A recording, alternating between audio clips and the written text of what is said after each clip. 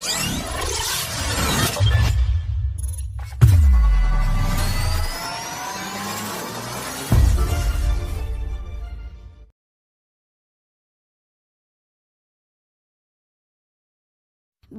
اللہ الرحمن الرحیم۔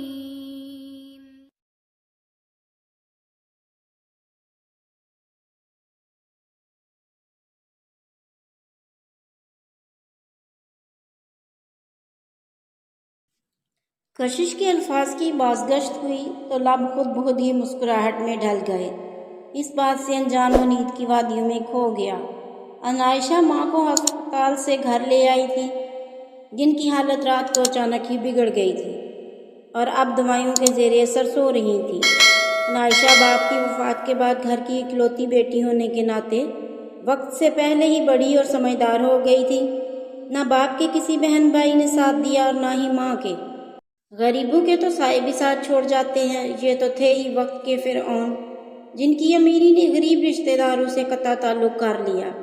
دادا جب تک تھے تو ہر ماہ میں کچھ نہ کچھ عائشہ کی ماں کو دے جاتے، لیکن ان کی وفات کے بعد وہ بھی ختم ہو گیا۔ اس سب کے ساتھ عائشہ کو اپنی تعلیم جاری رکھنا محال لگ رہا تھا۔ ایسے میں ان کی ایک پڑوسن تھی زبیدہ آنٹی، بہت محبت کرنے والی اور ملنسار خاتون تھی وہ۔ مشکل وقت میں جہاں اپنوں نے ساتھ چھوڑا، زبیدہ آنٹی نے ہر قدم پہ ہی ان کا ساتھ دیا۔ ابھی وہ اپنی غریبی پہ بیٹھی مزید اللہ سے شکوا کے نہ ہوتی کہ دروازے کی بیل پہ چونکی۔ اٹھ کے دروازہ کھولا، سامنے زبیدہ آنٹی کو دیکھ چہرے پہ مسکان آئی۔ گندمی رنگت، تیکھے نین نقش اور مقناطیسی آنکھیں اسے سب سے الگ بناتی تھی، اور جب وہ ہنستی تھی اس کی آنکھیں بھی ہنستی تھی۔ ارے بیٹا، تھوڑی دیر ہو گئی آنے میں، اب کیسی ہے عابدہ؟ سلام دعا کے بعد سلسلہ کلام جوڑا۔ اب بہتر ہے آنٹی، سو رہی ہیں، دھیرے سے کہتی ان کے پاس بیٹھ گئی۔ اللہ صحت دے، شفا دے، آمین۔ دعا دیتی وہ افسردہ سی ہو گئی۔ اللہ کروٹ کروٹ جنت دے فردوس بھائی کو۔ ان کے ہوتے آج تک کبھی عابدہ کو ہلکا سا بخار بھی نہیں ہوا تھا۔ بہت محبت اور جان چھڑکنے والا بندہ تھا اپنی بیوی پہ۔ بس ایک نہ ایک فن بھی نے چلے جانا ہے۔ عابدہ بھی تو بہت محبت کرتی تھی اپنے شوہر سے، جدائی نے اسے ایسا کر دیا۔ بہت دکھی لہجے میں بولی۔ عائشہ کی آنکھیں بھی نم ہونے لگی۔ بہت پرانی بات تو نہ تھی، وہ کالج میں داخل ہوئی تھی۔ باپ کی خواہش پہ وہ اسے ڈاکٹر بنانا چاہتے تھے، لیکن سب نصیبوں کے کھیل ہیں۔ ایک دن اسے ہی کالج سے لینے جا رہے تھے اور روڈ ایکسیڈنٹ میں ان کی جان چلی گئی۔ ایک قیامت بن کے ٹوٹی تھی فردوس صاحب کی حادثاتی موت۔ کاش یہ امیر لوگ گاڑی سے کسی غریب کو مارنے سے پہلے اس کے گھر بار اور بچوں کا سوچ لیں کہ ان کا کیا حال ہوگا۔ امیری کے نشے میں تو وہ اللہ کو بھی بھلا بیٹھے ہیں۔ آنٹی آپ کے لیے چائے لاؤں؟ باتیں جو تکلیف دیں انہیں چھوڑ دیا کرتے ہیں۔ ارے نہیں بیٹا، یہ تھوڑا سا سامان لائی تھی، کچھ فروٹس ہیں اور کھانے پینے کا سامان ہے، اب انکار نہیں کرنا، جانتی ہوں بہت خوددار ہوں باپ کی طرح۔ کہتے ہی عائشہ کے چہرے کے تاثرات دے کر وہ ٹوک بھی بیٹھی۔ عائشہ کا سر جھک گیا۔ فکر نہ کرو بیٹا، اللہ بہت کارساز ہے، وہ ضرور کوئی نہ کوئی حل نکال لے گا۔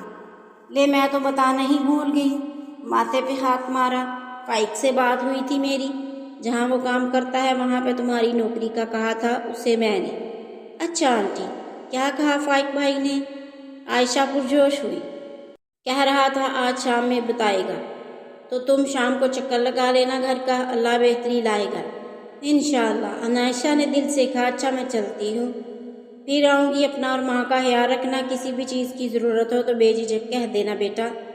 پیار سے اسے کہتی وہ چلی گئی۔ عنایا دروازہ بند کرتی اندر آ گئی، سامان کو اٹھا کے کچن میں رکھا اور بے اختیار نظریں آسمان پہ چلی گئی۔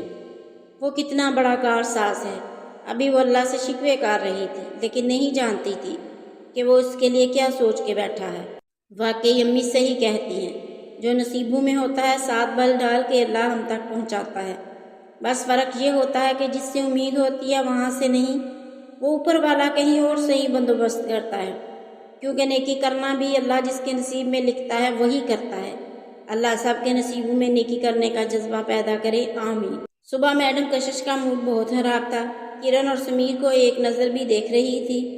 رات کو جو انہوں نے غداری کی اس کی اچھی خاصی سزا دینے والی تھی وہ ان کو، لیکن ابھی اسے کالج جانا تھا، اس کا لاسٹ سیمیسٹر تھا۔ ماس کمیونیکیشن میں BA کر رہی تھی. اس کے آگے ارادہ جرنلسٹ بننے کا تھا اور دادا جی کی پوری سپورٹ تھی اسے. ان کی دعائیں لیتی، سب سے اللہ حافظ کرتی، ان سے منہ بناتی وہ باہر آئی. میڈم گاڑی میں مسئلہ ہے کوئی، آپ کسی اور گاڑی میں چلی جائیں. ڈرائیور نے ڈرتے ڈرتے فوراً سے بات کی. کیا مطلب؟ آج کالج جانا ہے میں نے، اور گاڑی میں کیا مسئلہ ہے؟ ارے کشش اٹس اوکے، ہمارے ساتھ آ جا، تمہیں کالج چھوڑ دیں گے. سمیر نے کشش کو آفر کی. کرن اور وہ دونوں یوں نہیں جاتے تھے. کشش کا کالج راستے میں ہی آتا تھا. روز وہ ان کے ساتھ جاتی. جس دن ناراضگی ہوتی اس دن وہ اپنی گاڑی میں جاتی. نو تھینکس، چھوڑنا تو تم لوگوں کی فطرت ہے، مجھے کوئی ضرورت نہیں بیچ راہ میں ساتھ چھوڑ جانے والوں کی. بہت سنجیدگی سے کہتے ہوئے ان دونوں کو چپ کرا گئی. اتنے میں یامین باہر آتا اپنی گاڑی کی طرف جاتا دکھائی دیا. ان کو یکسر نظر انداز کرتا وہ اپنی گاڑی کی جانب بڑھا. ڈرائیور نے فوراً دروازہ کھولا. وہ اندر بیٹھا اور ساتھ ہی میڈم کشش بھی گھس گئی کام سے. سمیر نے لب بھینچے. چلو ہم چلیں، دیر ہو جائے گی، پہلا پیریڈ مس ہو جائے گا میرا، کرن نے اسے کہا. وہ دونوں ہی گاڑی میں بیٹھے نکل گئے. یہ کیا حرکت ہے؟ یامین کے ماتھے پہ تیوری چڑھی. کیا ہوا؟ لفٹ لی ہے؟ بہت آرام سے بیٹھتے وہ مسکرا کے بولی. واہ، آپ کی گاڑی تو بہت مزے کی ہے، کتنی نرم ملائم سیٹیں ہیں اس کی. وہ بچوں کی طرح خوش ہوتی تعریف کرنے لگی. اترو نیچے، یامین نے سختی سے کہا. کیوں؟ کشش کے ماتھے پہ تیوری چڑھی. پھر مقابل کا غصے سے بھرا چہرہ دیکھا. فوراً اس نے پینترا بدلا. پلیز مجھے کالج چھوڑ دیں، میری گاڑی خراب ہو گئی ہے. بہت معصوم سی شکل بناتے کہا. کیا؟ اور کی گاڑی میں چلی جاؤں گی. اترو فوراً. بنا کسی لحاظ یامین نے اسے باہر کا راستہ دکھایا. دیکھیے آپ ایسا نہیں کر سکتے، میں آپ کی کزن ہوں نا. چھوٹی سی پیاری سی معصوم سی کر دے نا ہیلپ پلیز. آنکھیں چمکاتی وہ یامین پہ اپنا زہر پھونکنے لگی. اور یہی تو یامین نہیں چاہتا تھا. خود اترو گی یا ہاتھ پکڑ کے نیچے اتاروں؟ اب کی بار انتہائی سرد لہجے میں کہا. تو کشش کو بھی غصہ آ گیا. نہیں اترتی، جو کرنا ہے کر لے. منہ بناتی مزید گاڑی میں دبک کے بیٹھ کے. یامین لب بھینچتا رہ گیا. وہ انتہا کی ضدی تھی، یہ تو وہ بھی جانتا تھا، اور اس وقت وہ کافی لیٹ ہو چکا تھا. ڈرائیور کو چلنے کا اشارہ کرتے کشش کو اگنور کیا. گاڑی سٹارٹ ہوتے ہی ایک خوشی کی لہر دوڑ گئی اس کے چہرے پہ، اور وہ خوشی یامین نے کن اکھیوں سے دیکھی اور نفی میں سر ہلاتا اپنا لیپ ٹاپ آن کیا. آپ پہ نا واقعی غرور کرنا بنتا ہے. کشش کی زبان پھر سے چلی. یامین نے دھیان نہ دیا اور بلوٹوتھ کان میں لگائی اور وہ حاذق سے بات کر رہا تھا، جبکہ نظریں سامنے لیپ ٹاپ پہ تھی. جب اللہ بندے کو بے حساب دے دیتا ہے تو غرور آ ہی جاتا ہے. اس کے الفاظ یامین کو ہنٹر کی طرح لگے. بلوٹوتھ کانوں سے ہٹائی اور اس کی جانب ناگواری سے دیکھا. اپنا منہ بند رکھو ورنہ چلتی گاڑی سے نیچے اتارتے مجھے ایک لمحہ نہیں لگنا. جب غرور آتا ہے نا تو غصہ تو بے تحاشا آتا ہے. ایسا نکلی. اگلی بات کرتے ساتھ ہی منہ پھیر لیا. یامین مٹھیاں بھینچتا رہ گیا اور وہ واقعی بہت ڈھیٹ واقعہ ہوئی تھی، اور یہ یامین جانتا تھا. تھوڑی دیر گزر گئی کہ پھر سے کشش کی زبان چلی. یہ جو سامنے ٹی وی لگایا ہے یہ چلتا بھی ہے یا بس ایویں شوشا کے لیے لگایا ہے؟ اس کی گاڑی کو اچھی طرح سے جانچ کر لینے کے بعد اب اگلا سوال داغا. لیکن یامین نے اب کی بار بولنا ضروری نہ سمجھا. ارے بس میرا کالج آ گیا، کشش چلائی. یامین کو لگا کان کے پردے پھاڑ دے گی. اترو آپ. خود پہ ضبط کرتا اسے دیکھتے بولا. اپنے ڈرائیور سے کہیں نا دروازہ کھول دے جیسے آپ کے لیے کھولتا ہے. بہت منت والے انداز میں یامین کے قریب ہوتے وہ ریکویسٹ کر رہی تھی، اور یامین لب بھینچے اس افلاطون کو دیکھ رہا تھا. حکم ملتے ہی ڈرائیور نے کشش کی سائیڈ والا دروازہ کھولا. وہ بڑی شان سے باہر قدم نکالتی کھڑی ہوئی. ایک بہت خوبصورت سمائل سے ارد گرد دیکھا. جہاں کافی لڑکیاں اس کو اتنی بڑی گاڑی سے اترتا دیکھ چکی تھی.